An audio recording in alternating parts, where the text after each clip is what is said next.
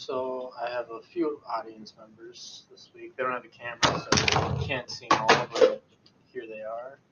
I got Jerry, I got Caleb, and I got Jimmy, and then that's me. Most of us have heard the phrase, "you are what you eat," but have you ever really stopped and looked at the food you plate and wondered how much of it is genetically modified? Food is an important component of a person's life. It is also essential to survival, and it can be used to celebrate or to satisfy a person's hunger. In recent years, genetically modified foods have entered into our diet in full force and has replaced the standard American diet with genetically altered foods.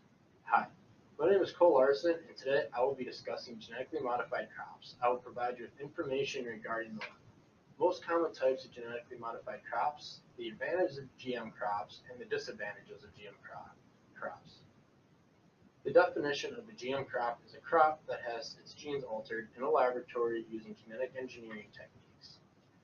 So, what are the most common types of GM crops? The first one is cotton. 96% of cotton is now genetically modified according to Quinn Newman in the article entitled Genetically Modified Cotton, BT.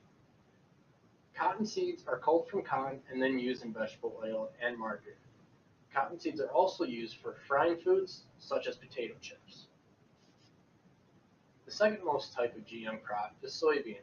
According to Wikipedia, 94% of soybeans are genetically modified and was introduced in 1996 by Monsanto.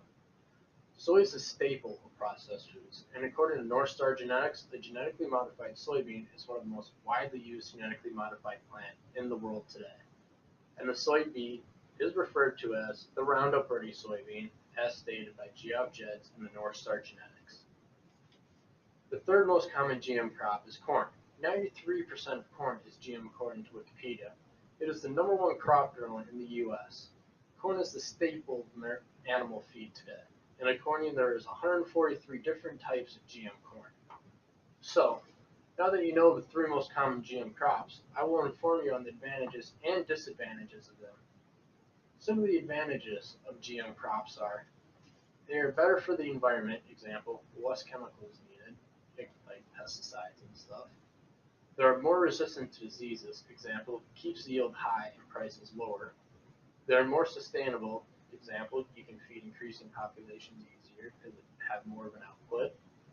And they have a longer shelf life, example, food stays fresh longer. And lastly, they keep the food more affordable. Some of the disadvantages of the GM crops are cross-contamination. It causes super weeds to develop, as stated by thegalaxy.com. And then there's also increases in allergies among consumers, and then increases to antibiotics. There still isn't enough conclusive research on GM crops and its long-term effects. So in conclusion, today I've informed you on the three most common GM crops, the advantage and the disadvantages of GM crops.